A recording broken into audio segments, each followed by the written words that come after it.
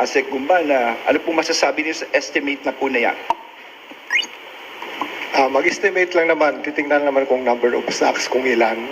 Ilan yung average na laman ng sacks. I-multiply mo lang naman yon, tapos kunin mo yung average ng per box na yan, yung usually mga 1 kilo na ano nila. Estimate mo rin yung average nun. I-multiply mo siya doon, tapos i-multiply mo siya sa street value ng vitamin hydrochloride, which is 6.8 million per kilogram. Yun ang lumabas na figures. Okay. So, in any case, gusto ko lang po natin explain dito, all these were estimates, hanggang sa dumating ang ating Pangulo. Ganon din po ang nasabi niya. Kung makikita niyo, sabi niya, estimate. Pakitignan mo nga yung sinabi ng ating Pangulo. Napapahuli itong kalaki-laki na sabu na shipment. Estimate baka umabot ito ng 1.8 tons. So, ibig sabihin, ito na yung pinakamalaki. So, ulit, maririnig niyo sa ating Pangulo, estimate. Kasi nung dumating po siya, kulang-kulang 57 na bags na yata, na sako ang nabibilang. No? Siguro ma-explain po ito ng ating mga witnesses po rito. Una-una, ang ating fiscal. No? Ulitin ko, yung tatlong testigo po natin, talagang pinapasalamatan namin, talagang walang tulog dahil halos magdamag po sila rito hanggang kinabukasan nagbibilang. No? Si Attorney Rosa Patulot Besedillas, no? Of course, ando rin na ating Batangas Provincial Prosecutor, si Attorney Lourdes Sapanta, at ang ating barangay captain, no, si Alfredo Mertola Jr., no, and of course si Lito Rendola. Dito ka nga, tumayo ka na lang dito para makita ka naman nila dito. Talagang ito po ay talagang tumayo pong mga testigo rito mula nung nandun nakasarado yung van hanggang binuksan, binilang isa-isa, pinagtiyagaan po nila. Ito yung mga tao talaga nagtsatsaga. Please, Attorney Rosa Patulot Besedillas. Yeah.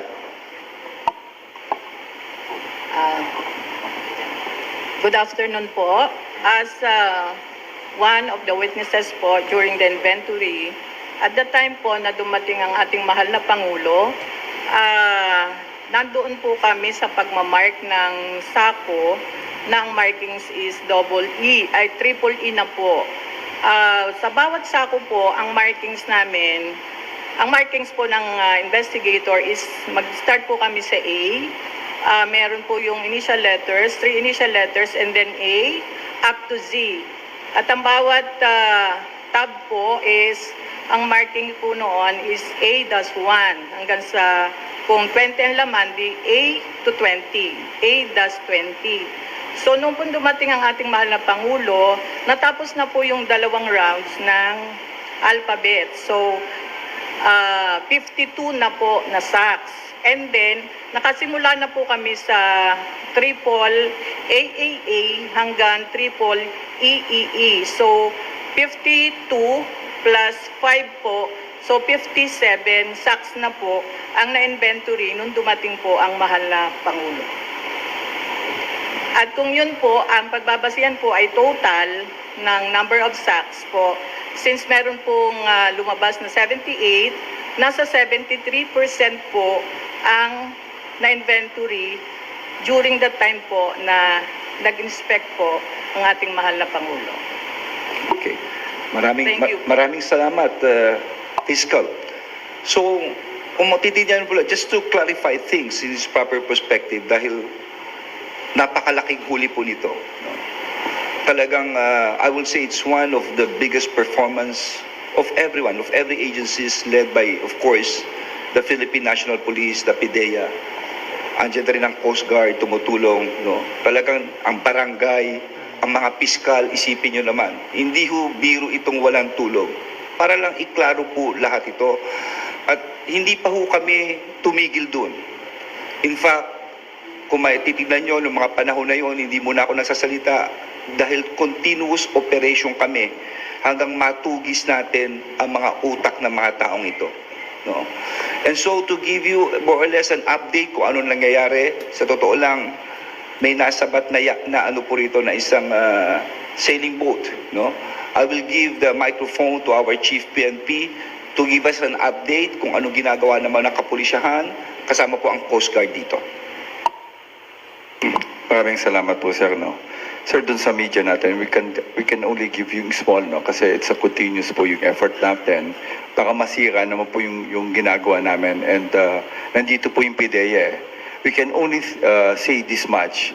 So ito po yung nangyari, no, ang follow-up. When they got yung seizure po ng tuloy-tuloy po yun. Meron po mga sasakyan na fina-follow up namin. Ito lang para makita niyo yung general, kasi after ng meron po kaming foresight. So we go sa actual na nahuli, hinanap natin sino pa yung mga kasama.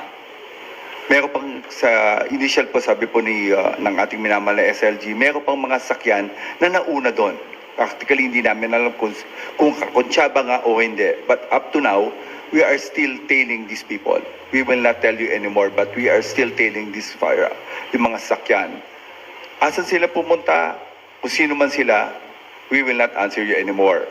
Then we go back and we backtrack. Asan ba talaga to pumaksak? Asan ba galing itong sasakyan na to? And it was already said by our SALG na ito galing po ng Nasugbu. Then, paano from Nasugbu, asan galing? And I think everybody knows and everybody knew na merong nahuli pong na yate. And that yate is iniimbestigahan po ng ating Coast Guard. Asan po silang lumayag, asan sila pumunta, Sir Will cannot answer you anymore. Kasi sabi ko nga, yung crime na to, hindi lang po galing sa Pilipinas, wala po kaming lutuan dito. Pero yung asan yung direction na to, I think the Coast Guard knew about it, but they will not say it anymore. We need to file yung cases right now kasi ito po yung fina-file namin. Ito po yung yate na nakita namin. And under investigation yan, and I think it's under custody. We'll be filing yung case right now na ito po yung under custody po ng Coast Guard and the PNP for our investigation. Right now, ang ginagawa po ng ating Regional 4A ng RD natin, may mga bahay po na we need to apply mga search warrants. Kasi baka ito po ang magbigay ng ebidensya pa kung sino-sinong grupo. More than that, sir, I cannot answer you anymore kasi continuous po to and madiderail po yung kanilang effort na mahuli po to. Baka lalo pong kung magsasalita po kami, it will end the closure to our effort po para lumaki po yung grupo na mahuli namin. So ito lang po, minamahal nating sekretary. Maraming salamat, Chief PNP. At sa putong ito, gusto ko talagang pasalamatan ng Coast Guard kay Commodore Jeronimo Tovilla, ang commander ng Coast Guard ng District ng Southern Tagalog. Nandito po siya ngayon. And of course, ang mga kapulisan, particular ang Pro 4A, si General Kenneth Lucas, ang Provincial Director si Belmonte, at ang OIC na si Major De Luna. Ito po yung Sunny Persa, pakita mo lang yung yate kanina, no? Marami pa po tayong hinahabol, marami pa tayong tinutugis sa ngayon, no? At ito'y talagang masinsin na pinagtatrabahuan po natin. If ever isa lang po ang masasabi ko rito, napaka-importante ng checkpoints, especially on coastal areas. As we could see here, no? Siguro naman you could already digest kung itong yachting ito, kung anong naging papel po nito. Ang importante rito, ang gusto ko lang sabihin sa ating mga kababayan, importante ang pagkakaisa kung kailan kalabanan natin itong drogang ito. Hindi lang importante ang tapang dito, importante ang wag masilaw sa pera. No? So, yun lang po. Ito po ang mga taong talagang personal kong hinahangaan, talagang walang tulog po ang mga ito. No, talagang gagawin ng lahat upang talagang ma-resolve ito at mahuli ang mga salarin po ito. Magandang hapon po sa inyo lahat. Thank you very much. Our Secretary of the Interior and Local Government is now ready to take your questions. The first question will come from Mr. Mar Gabriel of Net25.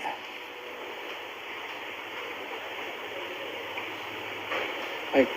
Sec, good afternoon po. Sec, with this na after nung final inventory, bumaba ng 1.4 tons Standing pa rin po ba na ito ang biggest drug hole sa ngayon? I'm not sure about if it's now the biggest drug hole, no, but I'm sure that kung hindi man siya biggest, it's one of the biggest, no. Malaki po ang epekto nito sa merkado sa mangyayari dahil kung hindi ako nagkakamali, ito yung pinatest, no, maski yung grade nito, ASEC Gamban, ano ba lumabas sa resulta? High grade ba ito o hindi? Pakisabi po natin para malaman po nila. Hindi pa kami nakapag-conduct ng purity test dahil wala pa kayong court order doon. Pero kung physical appearance niya lang, sa aming experience sa PIDEA, pag ang reagent is pink, tapos nilagyan mo ng shabu, yun yung taang shabu, lagyan mo ng pink na reagent, ang bilis-bilis. Dati hindi yan ganun kabilis yung pagka-blue niya, dahan-dahan yun. This time, masyado mabilis. Indicator yon na mataas yung purity. Isa pa, ang pagkagawa ng shabu, kung nakita nyo yung shabu mismo doon, crystalline siya masyado. Parang nga yung halimbawa ko siya sa sa Swarovski na kristal. That means maganda yung pagkaluto noon. Pag ganon yung mata, mabilis siya na mag-yellow, na mag-blue, at maganda yung pagkagawa niya, most likely mataas yung purity noon. Salamat po. So ito, sa statement po ng ating PIDEA at sa volume na nakita, talagang masasabi kong isa sa pinakamalaki po ito. Maaari malaki or isa sa pinakamalaking nahuli natin sa kasaysayan ng ating bansa. Sec, follow up ko lang. Parang yung modus na gumamit ng yate, parang hindi na bago. Kasi previously meron sa Candelaria, parang same modus. Candelaria Zambales to, sir. Ano ho bang lumalabas sa findings sa Intel monitoring? Anong grupo po ang possibly nasa likod? Well, sa ngayon, sana maunawaan na lahat. Hindi pa ho namin pwedeng i-divulge ito, no? May mga leads tayong talagang ang ating kapulisan through Chief PNP, talagang inaano po ito. May mga operations, but ito lang po masasabi ko, no? We are an archipelagic country. Surrounded tayo ng waters, no? Marami pong tubig sa mga isla-isla rito. Napaka-importante ng role ng Coast Guard dito. Napaka-importante. At napaka-importante rin ang checkpoints on each of these na mga dadaanan. Diyan papasok ang role, kamukha ng ginampanan ng ating mayor, ng ating mga barangay captain, no, ng ating kapulisan. Napaka-importante po nito. Dapat talaga magsanib puwersa ang lahat dito. This is the way to fight this drug menace in our country. Sec, follow up ko lang sa yate. Paano po tayo nag-decide na isis itong yate na to? Ano po ba yung mga initial information na nakalap natin? Well, ang importante lang is that of course this is Intel-driven, no? So ito'y nahuli na at of course ito'y na-inquest na at kung hindi ako nakakamali, ang charges dito fiscal is violation of transporting illegal drugs and the illegal use of car plates, no? Dahil napakaraming plaka. Kung makikita mo, itong nahuling ito, at saka yung nahuli, do we have the picture na nandun lang siya? Hindi siya umalis? Di ba? Nandun lang siya, di ba? Paul Kenneth, nandun lang siya. Andyan ba siya? Sa picture? Saan ba siya dyan? Ayun, you see? So from the time na aresto siya hanggang nandyan lang siya. Nandyan lang siya. So, everything kung makikita mo, may linya, may mga pulis, gwardyado, hindi na namin inalis pa kung saan lugar. Kung saan nahuli, doon na mismo. Nilagay na sa kalye, naglagay ng tolda. Check yung yate, balikan ko lang. Okay.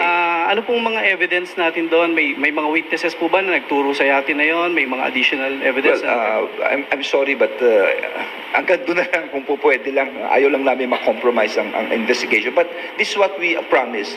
From the time to time, kung may bagong development, papatawag kami ulit ng bagong press con. We will keep you informed about this. Okay, thank you. Thank you, sir. Next question will come from Ms. Leia Ilagan of UNTV, followed by Patrick De Jesus of PTV4. Good afternoon, sirs.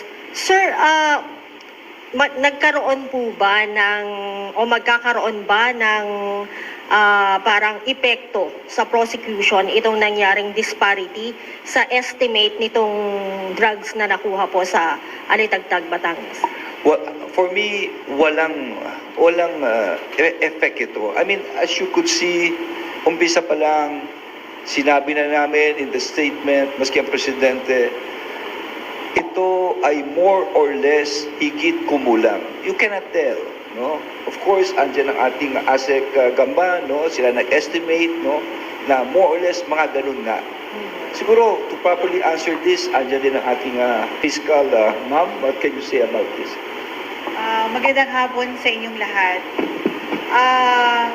Wala pong epekto yun kung gaano karami. Kasi hindi ko ho alam kung bakit parang may pagdududa.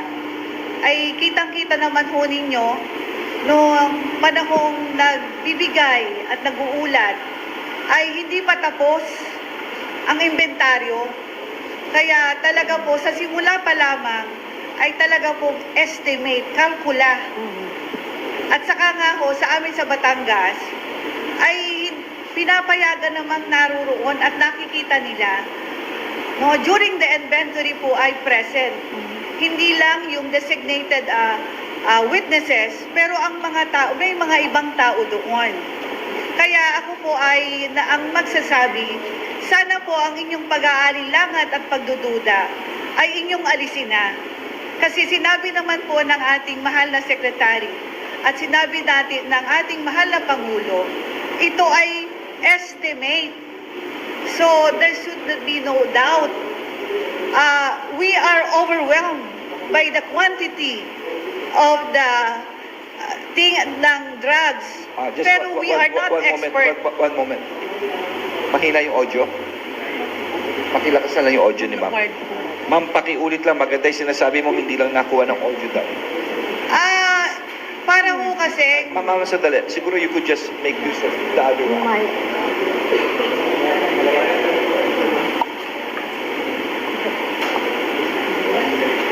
ako nga po pala ang provincial prosecutor ng Batangas. Sa amin, we observe the rule of law. Parang hindi maganda na parang may pagdududa. Ang sinabi naman po during the press con o sa mga pahayag ay estimate, no? At saka kitang-kita naman po ninyo na ongoing po ang inventaryo. Bakit kayo magdududa? Even if granting that we say 1.8, you should doubt it. Why? Because ongoing po ang inventory. Yun lang po. Maraming salamat. Maraming salamat po, Fiscal. Sir, follow up po.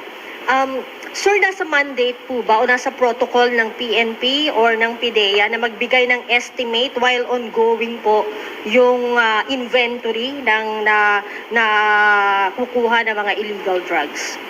Can I answer that? I think they are not obliged, but it is you who forced them to give an estimate. Tinanong ninyo di napilitan sila. No? Kung hindi nyo tinanong, hindi sila nagbigay. Di ba? It is you who asked. Siguro... It is not our obligation. Okay, ganito, no? And to add, tinatanong kanina yung yate at kung ano pa ang gagawin. I think I'm here. I'm not part of the witness, but I come because it is not our obligation to disclose. No, to disclose the vital information considering it is under investigation. Nagki-case build up po kami. So we cannot disclose vital information kasi there's such a thing, we have evidence, but we gather the evidence. Hindi lang ho sa gathering, we have to preserve the evidence. Ngayon, kung sasabihin namin, ang sinasabi na naman, the evidence will be contaminated. So, again, it will be useless. It is inadmissible as evidence. Kaya po, pagpaumanhin po kung mayroong mga tanong tungkol po sa mga gagawin at ebidensya na hindi namin maaaring sasabihin. Ang sabi ko nga po kay PD, ako po ang inyong abogado. Pagka kayo ay pipiliting tatanungin. Okay. Maraming salamat. Salamat, Fiscal. Okay. Ang what is important here is that you could see through the clips. Can you show yung van lang. Pakita lang natin yung van. Yung punong van. Kung makikita yung van na to, yan. Ina mo lang. You see? Yan. Open na. Nasa loob pa lahat yan, ha? Nasa loob lahat ng nakita yung nailatag sa kalye. From that time on, andyan na kagad ang mga testigo natin. Yan ang sinasabi ni Fiscal. No? Meron na tayong mga tape na nakapaligid. Tapos pakita mo habang binababa. From that time na binababa rin, andyan ang testigo. It's all very transparent. If I'm not mistaken, may mga media na dyan, andyan na lahat, at hindi na namin nilayo. No?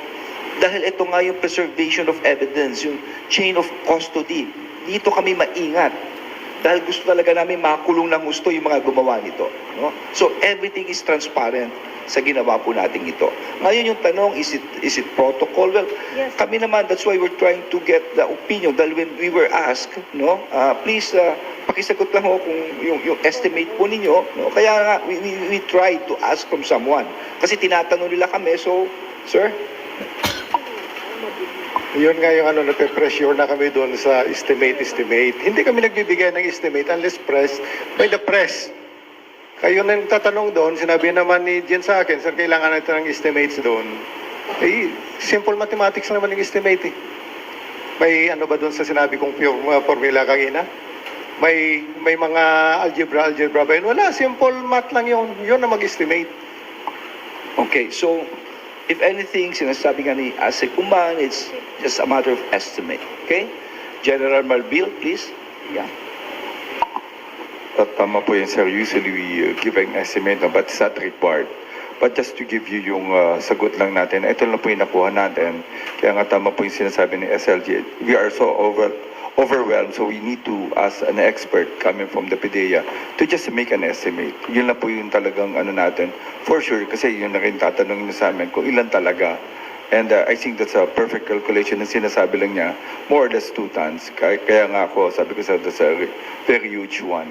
So, yun po. Sabihin ko lang din po, Sir linawin lang din po namin. Kami po sa media, hindi kami nagdududa.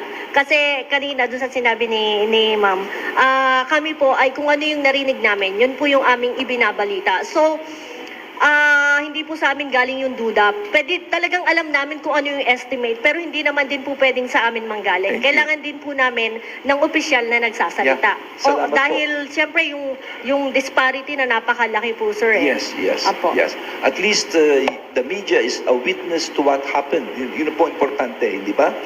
Doon na kagad yung media nung dumating ang truck, yung dumating yung van, nung binaba ito, may mga tao na rin doon, no? Everything is transparent po rito.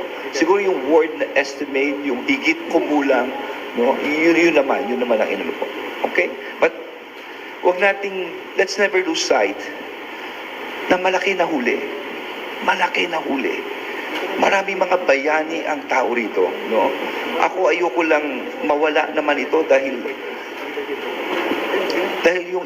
yung pulis, kamukha nung pulis na lang na yun.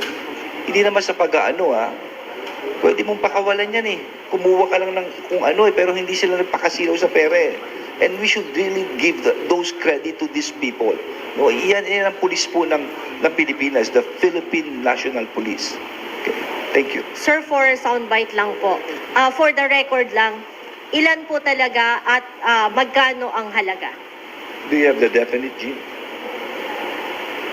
Para malinawan na, sir, para ma-close na yung dating estimate. Yes, oo. Yung nagbibigay ng na yan, ng value, ng street value na yan, ang Dangerous Drugs Board. Per kilo ngayon is still 6.8 million. Yun ang estimate. So, ang total? Total, sir. Total. Sir, yung total, magkano po lahat-lahat? After ng inventory na nangyari.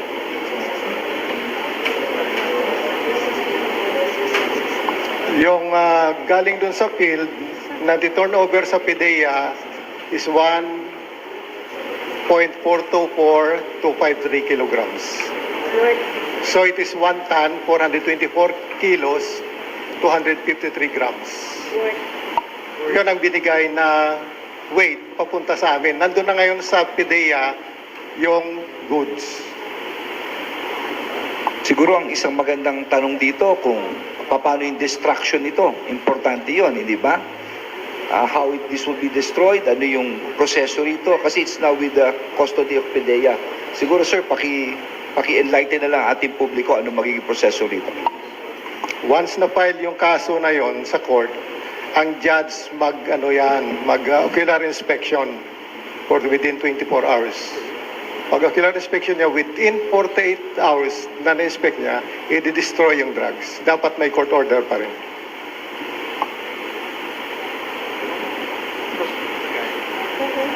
Thank you very much. Your next question will come from Mr. Patrick De Jesus of PTV4.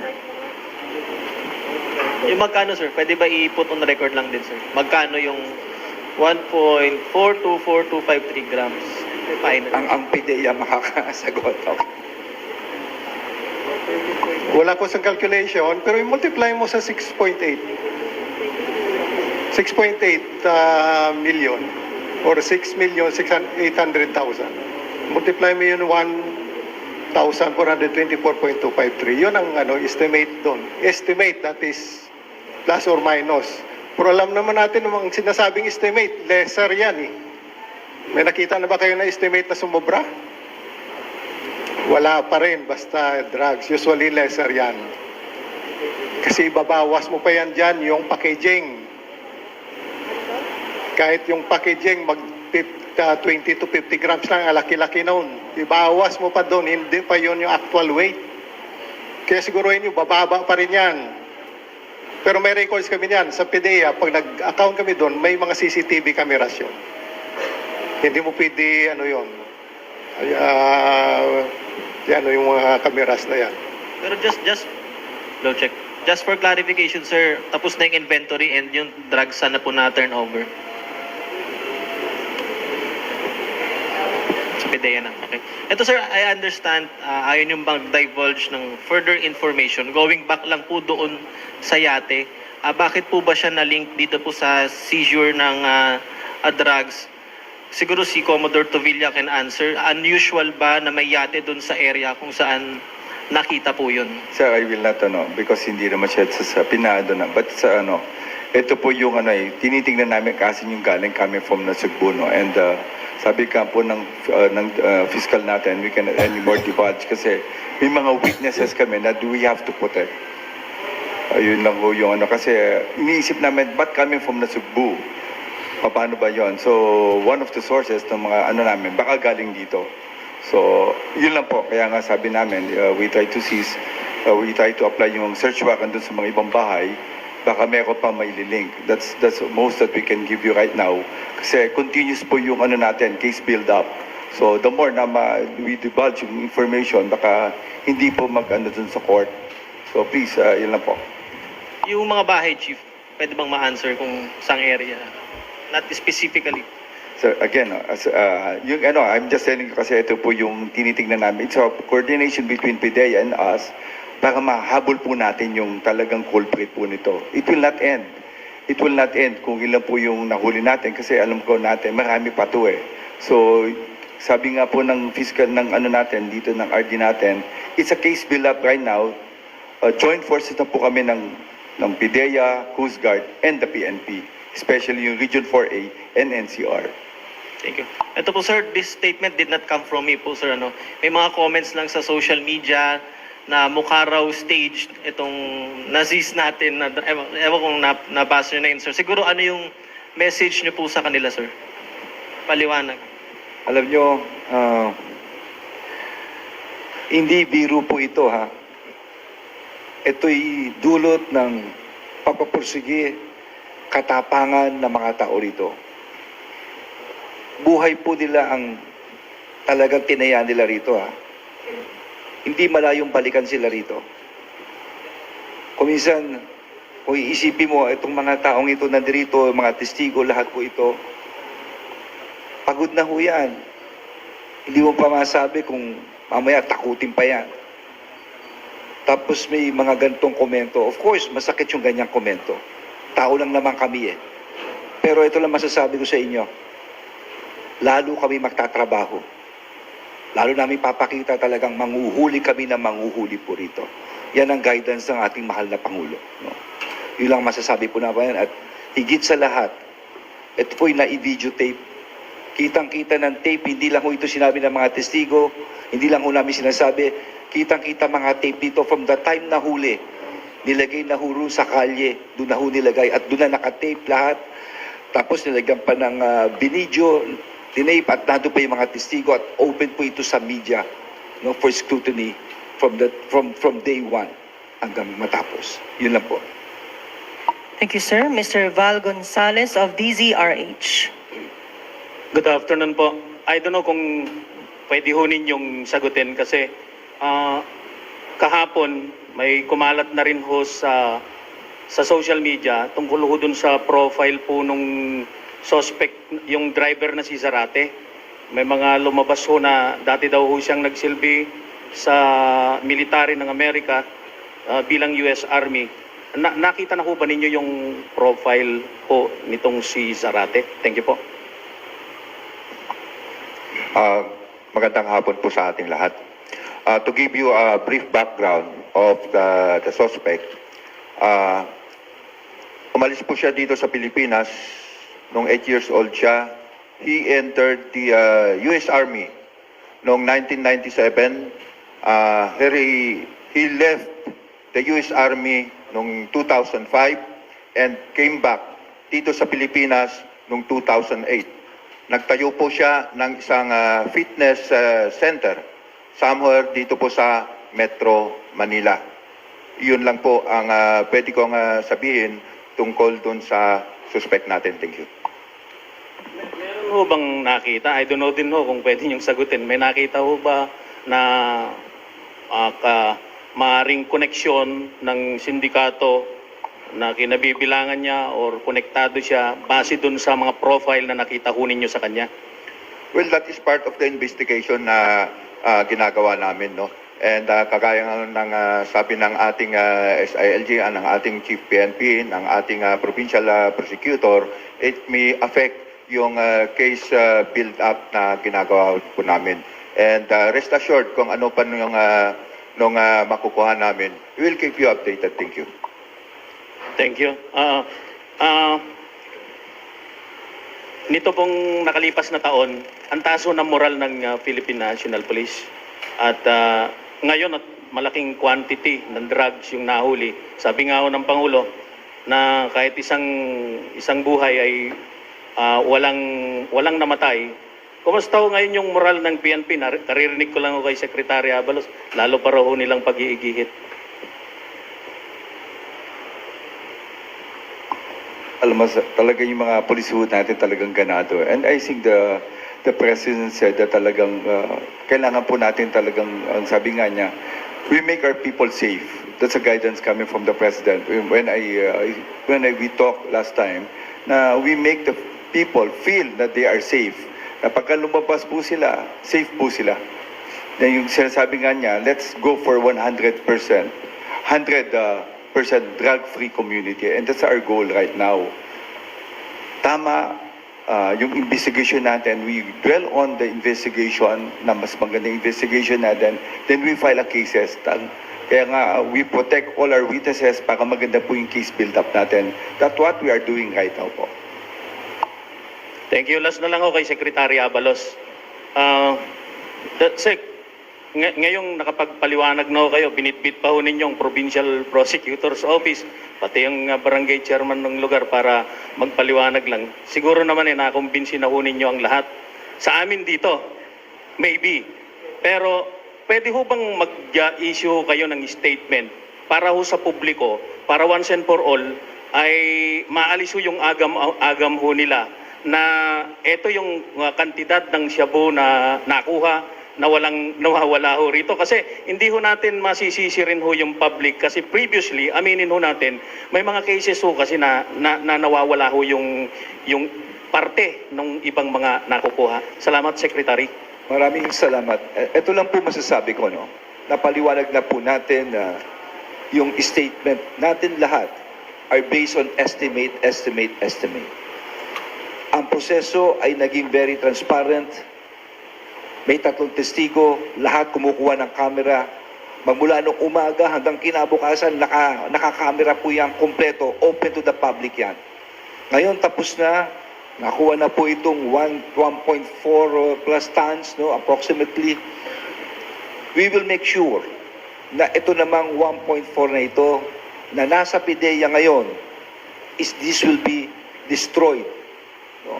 Kaya ito yung babantayan natin ngayong PIDEA.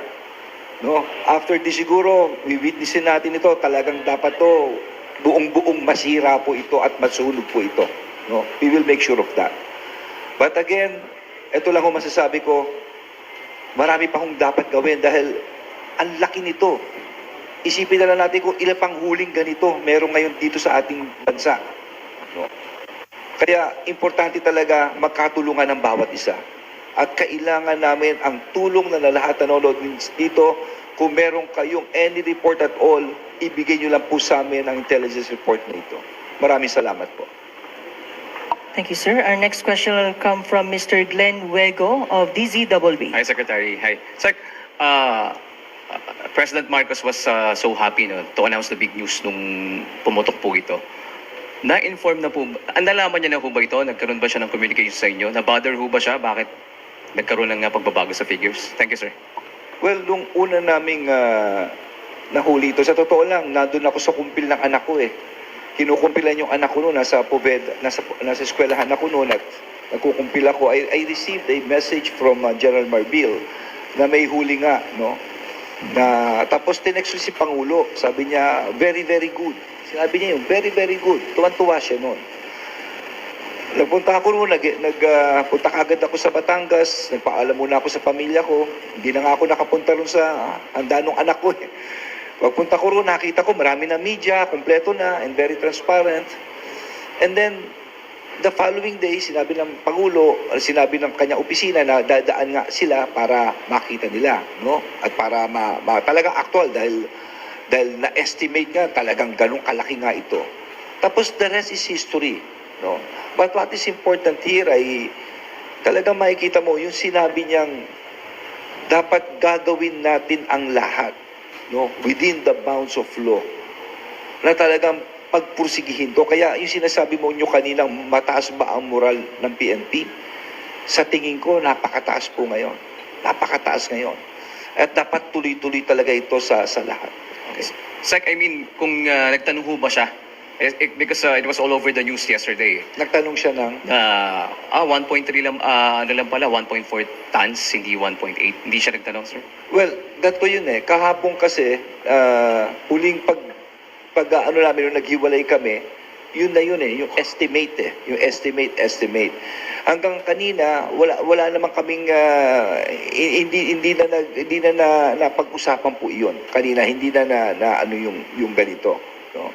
Kasi, para sa akin naman, klaro naman po ito, estimate. Of course, tumatawag yung ibang mga opisyalis ng Malacanang sa amin, no? At tinatanong kami, totoo ba ako? Particular, tinatanong ako, ano nangyari? Bakit ganun? Natural yan eh, tatanungin ka eh. So sinasagot ko naman, well, these are just estimates made, no? When we were asked, we asked PIDEA, and based on sinabi ng PIDEA, yun ang sinabi namin. Ganun lang kasimple. But what is important here, Glenn, is that maski anong sabihin mo, importante makita ng publiko that the whole thing is very transparent. That the whole thing has gone through a process. That the whole thing has been witnessed by witnesses required by law. Okay. Kay Attorney Rosa, Ma'am, sorry naputol kasi kanina, 73% binibilang na ho niyo, nabilang niyo, tapos dumating si Pangulo, tama ho ba? Ma'am, pagtapos dumating ni Pangulo, umalis na ho siya, then what happened next, ma'am? Patuloy po ang pag-inventory ng lahat At lahat po naman ay natapos mamarkahan, matimbang. At pagkakatapos po na mamarkahan at matimbang, ilalagay po uli, sinisealed po uli siya sa malaking plastic. So lahat po silyado yun. Hanggang sa natapos po yun. Then you still came up, ma'am, 1.8 tons. Yes, 1.3. 1 time na yun, ma'am? 1.4. 1.4. 1.424.253 kilograms. Anong araw din yun, ma'am? Nung araw din yun? Opo. Matapos po. Gabi na rin po. Two nights po at two nights po and 2 days bago nights and 2 natapos. days. Sobrang pagod po ang mga pulis. Oh, thank you, ma'am. Thank you very much. Ms. Raya Capulong of ABS-CBN.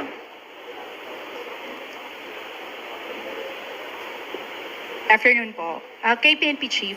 Chief, kanina sa update, sinabi niyo po, may iba pang mga sasakyan na fina-follow up kayo. You mean to say, sir, are you trying to say na may mga nakalusot sa checkpoint, sir? Ma'am, dun sa ang inano lang namin, kasi eto naman, Okay. dito kasi pagka may mga, ano yan, we will look kung sino mga kasama. Hindi naman exactly na ito na mismo. Ang sinasabi lang namin, may kasi usually pagka merong ganyan, may mga nauuna eh. We're just sinasabi lang na, baka ito mga kasama. Kaya fina-follow up natin.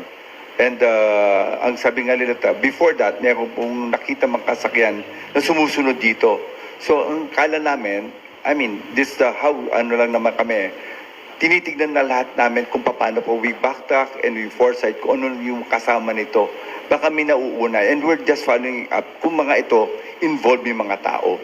Ito yung mga nauna, Chief, sa... Yes, but it doesn't matter na, no? Baka ito yung mga, yung mga kanyang mga security niya. It's a big hole kasi. Mga ilang sasakyan kaya, Chief, yung iniimbestagahan niyo? Ma'am, I cannot tell you because yung up to now, pina-follow po ng NCR and 4A po yung mga sakyan natin. Pero yung connection ng Chief, hindi pa clear yung connection ng mga sasakyan na binabanggit nyo, hindi pa clearly ma-establish. Basta sila yung mga nauna sa checkpoint before yung naharang yung van. Am I correct? Ma'am, ang inaano lang namin, it's a case build-up right now. We are just tinitignan namin kung sino pa yung mga kasama nila before. But I cannot say divulge anymore kasi case build-up po lang kami ngayon eh. And sana ituloy po namin kung sino talaga yung babaksakan nito at sino yung mga sources na protector nito. So Hanggang doon lang po tayo. hindi pa po clear yung connection. Alright, thank you, Chief. Thank you very much. Our last question will come from Ms. Marlene Padiernos of Bombo Radio. Hi po, good afternoon po.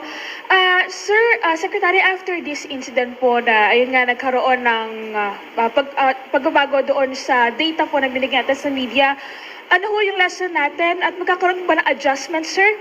Sa pagbibigay ng information po hanggang sa matapos po yung ginagawang investigation or bilangan po ng mga inventory po ng mga nasabat na illegal drugs po sa ganitong mga cases po? Well, actually, no, yun na lang kasing word na estimate, no? So, siguro yung mga protocols dito, pag-uusapan na lang next time, no? Kasi, nakita naman natin kung ilan talaga nahuli, kano kadami nahuli, na-witness ng lahat ang nahuli. Nagkaroon ka lang ng problema nung may sinabi mga estimate. That's the only thing. So, mag-uusapan na lang namin ni Chief about this kung next time, how it will be, paano i-communicate. Okay. Sir, kamustahin ko lang, sir, yung naging inquest proceedings po doon sa suspect. Ano po yung ating naging findings? Pati po yung sa cellphone po na-recover po ba natin, sir? May nakita po ba tayo ng mga lead? Kung doon sa possible na background or pinagmulan nitong mga illegal drugs na po ito?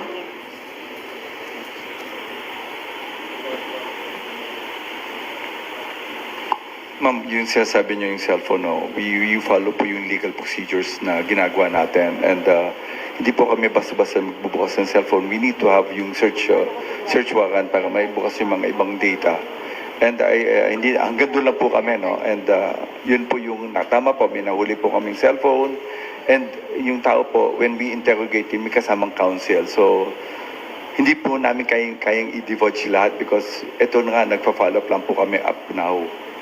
Okay. Sir, paano po tayo makasiguro na airtight po yung kaso natin? Tsaka gaano po katagal kayo nga abutin bago ito ma-resolve po? Hindi, ang nag-file po ng case is not us. Kasama po natin yung prosecutor, yung kasama po natin yung fiscal, helping us to make it sure na airtight po yung kaso. Ito po, kaya nga po nakikita nyo, have so many witnesses, we follow rules. Sabi po ng secretary natin, meron po kami procedures, hindi wala po kami violate. We have a 3-man rule na dapat ito po mga witnesses natin na ginawa po ng natin, ng fiscal natin when we file the case po.